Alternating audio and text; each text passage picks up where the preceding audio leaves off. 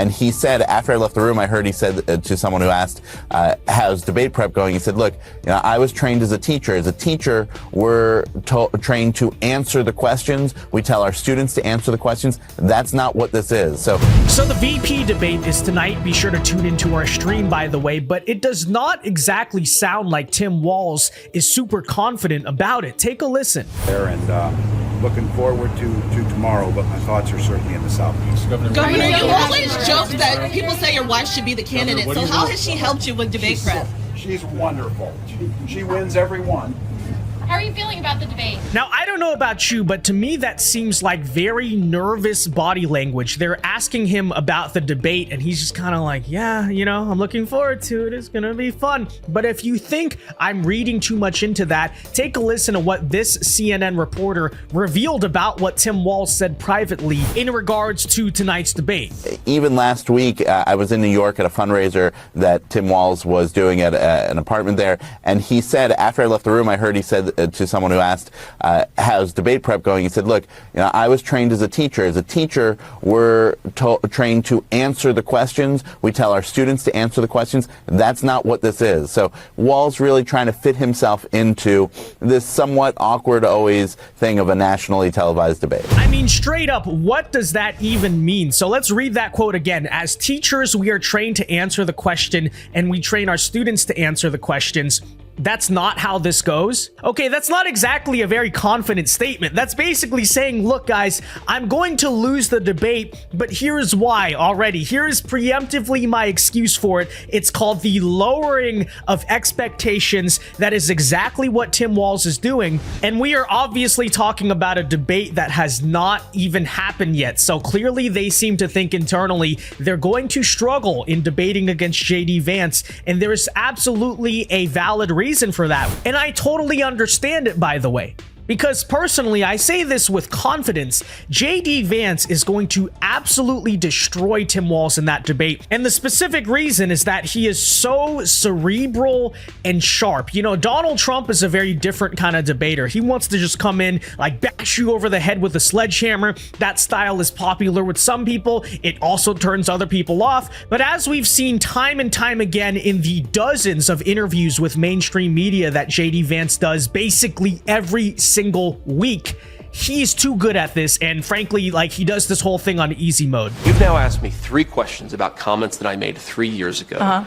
I wonder what Kamala Harris thinks about the fact that she supported policies that open the American southern border. I wonder what Kamala Harris thinks about the fact that she lied to the American people about Joe Biden's middle facility for the office. You are interviewing me, Dana, because I respect the American people enough to sit down for an interview. I appreciate that. Kamala Harris has been the nominee for 3 weeks. She hasn't sat down for a real interview. Believe me, we are asking. You're not going to get a disagreement there. But the point is, Dana, you've got me for 15 minutes or however long you have me. We should be talking about public policies that matter. How are we going to lower inflation? How are we going to reduce the cost of food and housing? How are we going to close down that southern border? We've talked so little about that. We've talked a lot more about a sarcastic remark I made 3 years ago. I think we should talk about the issues that most Americans care about. You see, that's the thing about trying to debate with JD Vance. You can't out-debate him straight up because he's too sharp, he's too smart up there. But you also can't really get under his skin or try to bait him because his demeanor as well is far too calm for that. He doesn't lose his cool. We've seen him sit down with CNN every single week, never really gets angry, manages to keep his calm. So what is Tim Walz really gonna do? What little rhetorical trick could Tim Walz have up his sleeve that could possibly be the equalizer? Well, I think from these comments that you're seeing where they're already lowering the expectations, they know that they have none. Walz, in comparison to Vance, is not that sharp of a guy. He's really not that impressive or special. They hide him away from the cameras even more than they hide away Kamala Harris, and that is perhaps the reason why even the mainstream media is already lowering the bar, dampering the expectations of what you're going to see from Tim Walz. Take a listen to MSDNC already preemptively coping and making excuses for why Tim Walz is going to get absolutely destroyed in the debate. Okay, dive in the debate. What's your advice? I'm just a little worried about the expectations game at this point. I think people, yes, JD Vance has said some really, I think, disqualifying things about women and how he views people and their role in life. But he will be articulate, and he will be prepared, and he will be better than Trump was.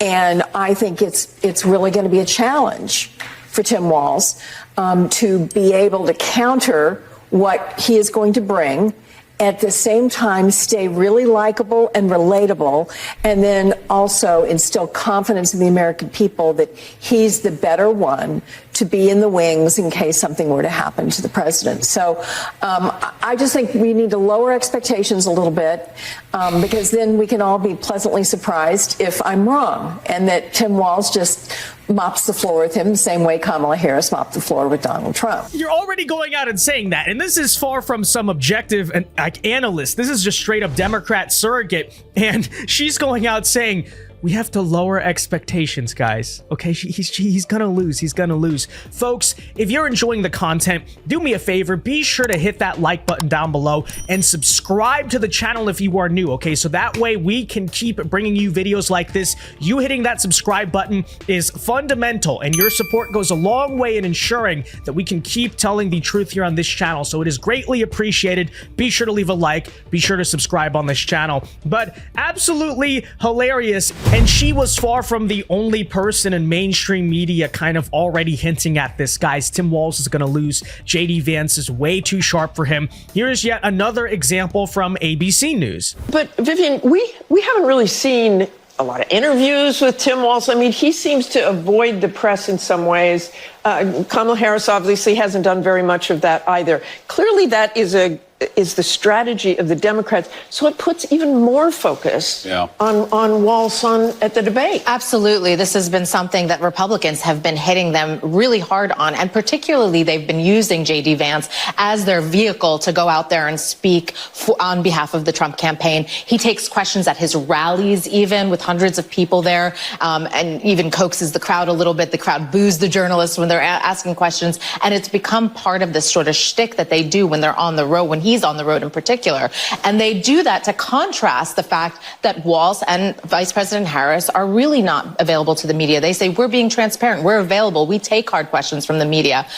The fact that Walz has not done that yet, yes, there's going to be a lot of focus on Tuesday night on his answers, but particularly also how he deals with any potential, missteps, any zingers that Vance throws at him. People are going to be watching him very closely to see how he handles it. Yeah, again, much like Kamala Harris, much like Joe Biden before her, there's a reason they're keeping Tim Walz so far away from the cameras, because you can see it in some of his interactions. First of all, he's kind of a strange guy, which is hilarious, because he was the one who donned the whole Republicans are weird talking point. But also on top of that, he literally just is nowhere on the level of JD Vance, and that's why they're already making excuses like, hey, I was just a school teacher, JD Vance was a lawyer, you know? It's like, yeah, what you're saying is he's significantly smarter than you, and that's why you're gonna lose the debate, okay? Just saying. And that's why ultimately tonight, the way I see it is there's absolutely nothing that Tim Walz can do. JD Vance is just